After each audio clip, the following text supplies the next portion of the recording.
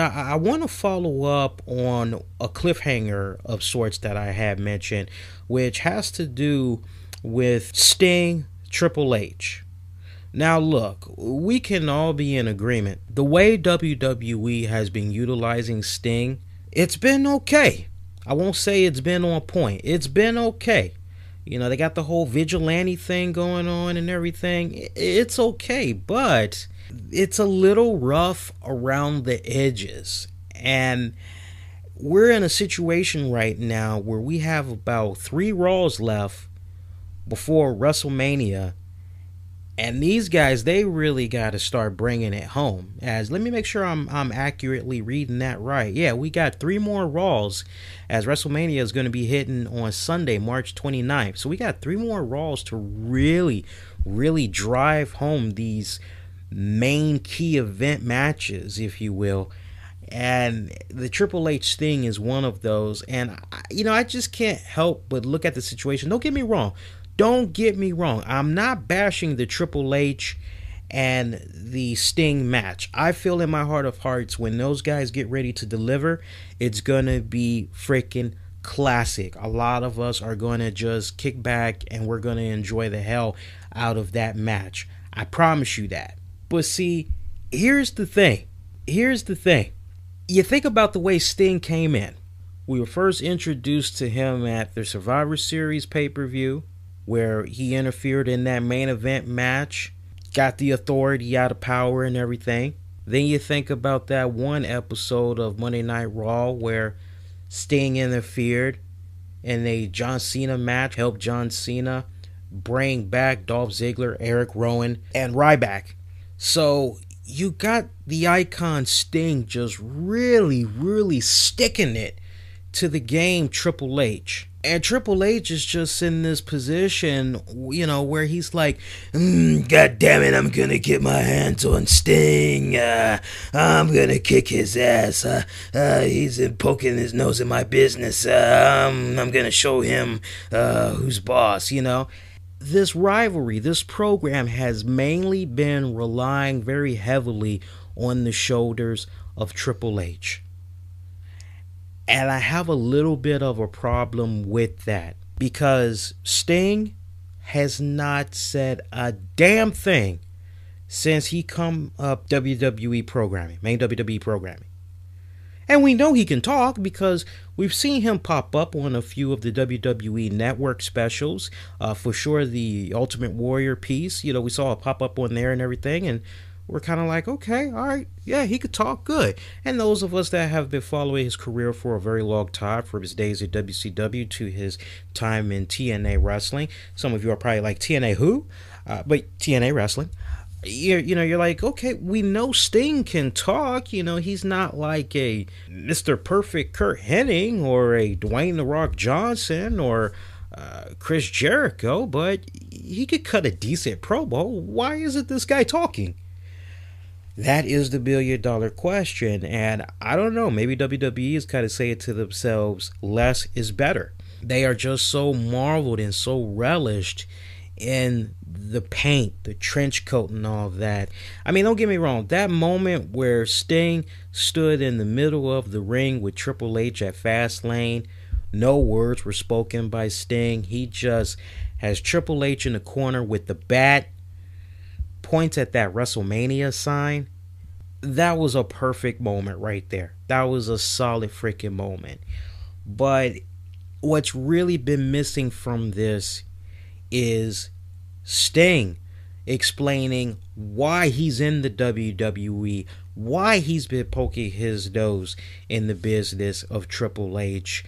As right now, when you just look at the storyline itself, and it's a little bit silly when you really, really think about it. Just really think about it. It's a bit silly from the standpoint of, okay, you got Triple H basically saying, Sting had an opportunity to come to the WWE, but when WCW went out of business, he took his ball and he went home. He continued to collect his checks, and he was too scared to come to the WWE, and here we are all these years later. The last survivor of WCW now decides it's time. Well, first off, let's back up a second. The last survivor of WCW, I think that's billed a little bit wrong for the simple fact WCW was bought out of business. So bringing up this whole, it's the last sole survivor of WCW or whatever like that, I think they're kind of doing that a little bit wrong. I think it'd be one thing if they said, hey, it's the lost soul from WCW, or it's the man, it's the myth, it's the legend that they call Sting. I wouldn't even say survivors, if you will, but I kind of see where they're going as they're trying to build up the whole, hey, he stayed with WCW right on till the end, right on up till the final show. You know, he was very loyal to the company and all that. And you know, honestly, I said this months ago, and anybody that wants to challenge me, go ahead. I will see if I can find the audio over the weekend, and maybe we could play it right back here next Tuesday. But I said this months ago. I said, you know, what's missing from this is it would be badass if they could bring up Sting's time in TNA wrestling to kind of justify him coming to the WWE, or at least kind of help explain why he's in the WWE, why he's been sticking it to the game Triple H. And they just have not been going there because, let's be for real, with the current story angle that they're doing right now with Triple H and Sting, they, in my honest opinion, are making a very bad decision, basically not acknowledging the fact that, okay, Sting maybe hasn't had anything to do with WWE ever, and the Monday Night War was like freaking 15 years ago. Sting hasn't just been kicking back at home playing with his belly button and watching the Tonight Show with Jay Leno or Jimmy Fallon. He's actually for a good handful of years been working for TNA Wrestling. And even if you don't want to acknowledge the company, you have to acknowledge that in some shape or form. Whether that basically comes from Triple H saying, look, so you decided to finally stop playing with the minor leagues all these years, and you finally decided to try to come on up, and while you still have a heartbeat, get your 15 minutes of fame in the WWE, where the big boys play. And I mean, I'm surprised they haven't even gone that route, because that's something that Eric Bischoff used to say all the time. Welcome to WCW, where the big boys play. He used to stay pushing that. So I'm a little bit surprised that they didn't go in that direction, but they've got to really bring it home, and they're gonna have to have Sting open his mouth. At this point, I think there's going to have to be some type of a contract signing. My mind would just be like, if they did not do a contract signing and we get the match between these guys. I think that would just be like, what the hell, So they're going to have to do a contract signing, but I just want to extend it a little further. I was marinating on this past couple of weeks, and honestly, if they can get this guy to return and really help push the hell out of the angle, that would be awesome.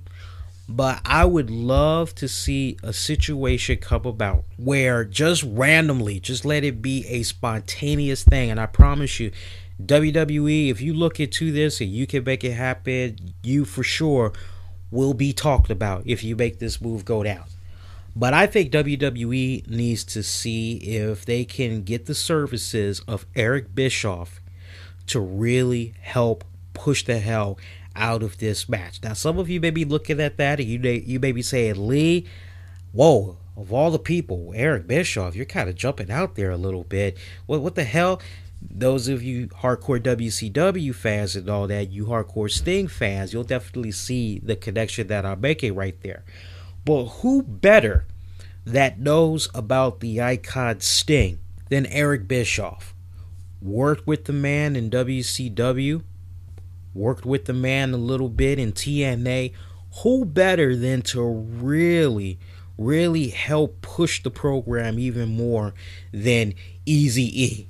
I mean, can you just imagine a situation that would occur on Monday Night Raw where Triple H, he's walking around, he's hell-bent on getting his hands on Sting and all that, and then you can see some guy in a backstage segment, like right after Hunter is done talking to Stephanie, some guy comes up and he goes, sir, you have a phone call in your office. It's online, blah, blah, blah. And you're kind of like, oh, well, what's going on with this? Yeah, and that would be the lore right there, because you're like, okay, obviously WWE wants us to be concerned with this phone call because they're putting a lot of emphasis on it. Well, what's going on right here? And so you could basically follow Triple H for every other segment or whatever. And, you can see him on the phone and he's doing his talking. And he's like, hey, well, what do I owe the pleasure of this phone call? Well, I appreciate the fact that you want to come down here and, you want to talk to me. I don't really think that's needed. Nah, no, I'm okay. But thanks. I'm going to handle this. I'm going to handle it my own way. Thanks. Maybe that could be a little bit of a situation right there where towards the end of the night, Triple H is on his cell phone or whatever, and the same person that he was talking to earlier says to him, look, I'm actually going to be showing up next week, whether you like it or not. And Triple H is like, okay, you want to show up? All right, fine. You want to do this? Let's do this. You and me, one-on-one. Let's do it. And, maybe some people can be under the impression, that's going to get them talking, It's going to be like, who is that Triple H is talking to?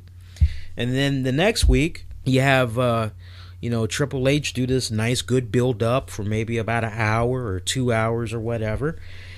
And it's revealed that the person that he's been talking to is Eric Bischoff. And then Eric Bischoff can basically just sell to Triple H, hey, look, you and me, we've had some good times, we've had some bad times, but I'm just falling off of, when we worked together back in the day, because you and me had a very good business relationship going on, Hunter, and my God, look at where you are now. And basically, Eric could say to him, you need to tread lightly when dealing with Sting, because this is not some man that you think you could just have your way with. You could dance around him and all that. And I'm telling you from experience, as this guy has given me many headaches. You know what I'm saying? I think it would be really awesome if they could get Eric Bischoff involved. And as far as the contract signing goes and all that, some people may feel that maybe the contract signing should be going down, like, I don't know, maybe it should go down next week, or maybe it should go down the week after. Would a contract signing make a lot of sense or the WrestleMania Go Hope show? I don't know. I really don't know. Part of me is saying no, that wouldn't make a lot of sense, because it would just seem kind of piss poor or whatever. Like, if I was booking it, the way I would actually handle things, I would actually set up that Eric Bischoff thing in some little backstage, little mini videos to kind of hype it up, and then spread the news throughout social media, and then basically say, hey, we got a random guest, a special guest that's going to be popping up on Raw next Monday to talk to Triple H about Sting. Wonder who it could be. Then, boom, you got Eric Bischoff. And then maybe the next week, you could do a contract signing or whatnot. And honestly, I wouldn't mind, with regards to Eric Bischoff, I wouldn't mind seeing just a concerned Eric Bischoff that's just trying to say to Triple H, be on your best game with this guy, because he will have you for breakfast otherwise. That could basically be his whole message. He could kind of come in the same way that Ric Flair had did, if you will. And then to make things even more interesting, as you get ready to hype up this WrestleMania event. Personally, I wouldn't mind seeing a week where Eric Bischoff interviews Triple H in maybe an exclusive interview, or wow, there's a thought right there. How about Eric Bischoff in the middle as Sting and Triple H go one-on-one verbally for about 15 minutes exclusively on the WWE network, like as soon as Raw goes off the air. I mean, there's a very, very interesting thought right there. And you know, that would be a very interesting complete departure as far as setting up that last WrestleMania Raw Go Home show, if you really think about it. I think that would be very, very interesting if they kind of set something up that way. And you can end that network special in a big way as the two guys end up brawling right there. Eric Bischoff, he's just getting the hell out of the way, letting those guys do their thing. But it ends with Triple H being so dominant as he just kicks the living shit out of the icon Sting. And then look, you have main event. You have NXT if you want to show the highlights of Triple H beating the crap out of Sting. You also have SmackDown. You've got Superstars. I mean, you can just play that bad boy the rest of the week on WWE programming. Play it on the WWE website. Trust me, if they do it just right, it's produced just right, and most importantly, you have Triple H go over Sting on that cool special. Oh, that would look so good. Triple H gets some really big mojo back. But to the smart fan, hey, Triple H beat the living tar out of the icon Sting. Well, it's a no-brainer. Sting's probably going to win at WrestleMania. Look, Sting needs to win in his WrestleMania debut regardless. It doesn't matter how this guy is booked leading up to WrestleMania. His WWE in-ring debut on the grandest stage of them all, especially if you're going to build towards something next year or possibly the next year after that with the icon Sting, you got to have him do strong off the break. You got to have him go in there and get the W against Triple H. No doubt about it. I don't know, for me, I just feel like Eric Bischoff needs to be involved, and the odds of it happening is probably slim to none, as he possibly may still be under the contract of TNA Wrestling. His time with them may not be up just yet, but I tell you what, I really wish that it was something that that could go down.